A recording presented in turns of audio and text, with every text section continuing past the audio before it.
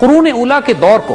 ہم مختلف ادوار میں تقسیم کر سکتے ہیں۔ اس کا پہلا دور تو دور نبوی ہے، حضور صلی اللہ علیہ وآلہ وسلم کی 13 سالہ جدوجہد، جس میں آپ صلی اللہ علیہ وآلہ وسلم نے اس عرب کے ریگستان کو ایک اعلیٰ ترین تہذیب کا مرکز بنا دیا۔ اللہ تعالیٰ کے کرم اور فضل سے حضور صلی اللہ علیہ وآلہ وسلم نے جو تزکیہ فرمایا، جو علم عطا فرمایا، جو نور دیا، کہ وہ صحرا میں بسنے والے لٹیرے انسانیت کے رہنما بن کر نکلے۔ وہ لوگ کہ جو گھوڑے کو آگے بڑھانے پر 40 سال جنگیں کیا کرتے تھے،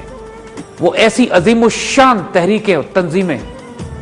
اور حکومتیں، سویلائزیشن اور تہذیبیں قائم کرتے ہیں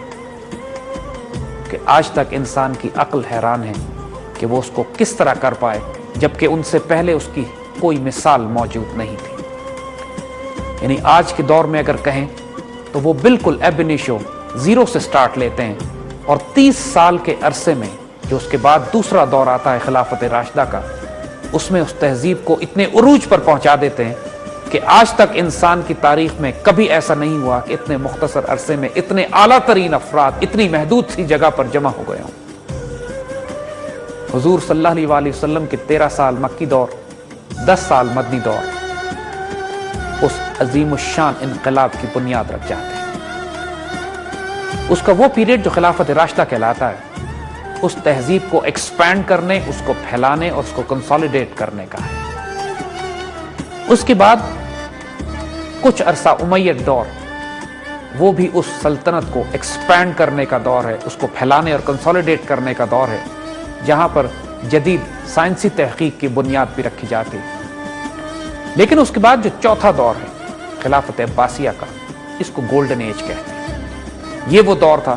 کہ جب سلطنت مسلمان دنیا کے چپے چپے تک پھیل چکی تھی، اور جس طریقے سے سائنس اینڈ ٹیکنالوجی یہاں ڈیولپ کی جا رہی تھی، اس کی مثال آج تک نہیں ملتی۔ بغداد میں بیت الحکمت قائم کیا جاتا ہے، ہاؤس آف وزڈم، جہاں پر ہزاروں سائنسدان پوری دنیا سے آ کر 24 گھنٹے اس وقت کی ہر سائنس پر ریسرچ، ڈیولپمنٹ اور تحقیق کیا کرتے تھے۔ لیکن بغداد کی عباسی تہذیب سے بھی زیادہ اندلسیہ کی تہذیب نے دنیا کو متاثر کیا۔ ایک حیرت انگیز تہذیب جو 800 سال تک اندلسیہ میں قائم رہی، قرطبہ، غرناطہ اور اس طرح کے شہر آباد کیے گئے کہ جو پوری یورپ کے لیے ایک مثال تھے۔ آج بھی اندلسیہ امت کا ایک لاسٹ ہیریٹیج، ہمارا ایک ایسا سرمایہ، ہمارا ایک ایسا شاہکار جو ہمارے ہاتھ سے چلا گیا، لیکن اس کے آثار، اس کے نشان، وہاں کی تحقیق، وہاں کی ترقی، وہاں کا تمدن جدید دور کو، پوری دنیا کو آج بھی اپنے پورے آب و تاب کے ساتھ متاثر کر رہا ہے۔ اس سے پہلے کہ ہم مسلمان سائنسدانوں کے کنٹریبیوشنز، ان کے ڈیولپمنٹس پہ نظر ڈالیں، یہ ضروری ہے کہ اس بات کو سمجھا جائے کہ وہ کیا اسباب تھے جن کی وجہ سے اسلام ایک ایسی طاقت اپنے اندر رکھتا تھا کہ جس نے اتنے قلیل عرصے میں اتنی شاندار تہذیب قائم بھی کی اور اتنے طویل عرصے تک اس کو قائم بھی رکھا۔ اسلام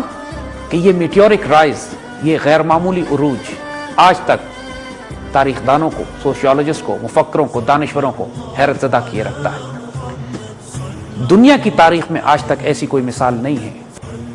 کہ کسی اللہ کے نبی نے، کسی اللہ کے بندے نے اتنے کم وسائل کے ساتھ، اتنے اعلیٰ ترین مقاصد کو سامنے رکھتے ہوئے، اتنے قلیل مدت میں اپنے تمام مقاصد کو حاصل کر لیا۔ 23 سال کے عرصے میں جو انقلاب ہمارے آقا نبی کریم صلی اللہ علیہ وآلہ وسلم نے برپا کیا،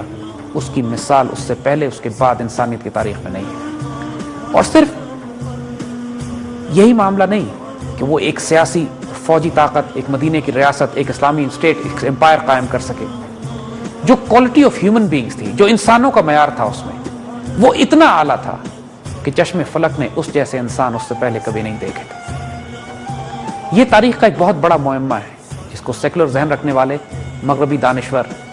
انٹلیکچوئلز اور ہسٹورینز آج تک سمجھ نہیں پائے ہیں، مگر یہ ہمارے لیے ضروری ہے کہ ہم اس اسلامی تحریک کے، اس اسلامی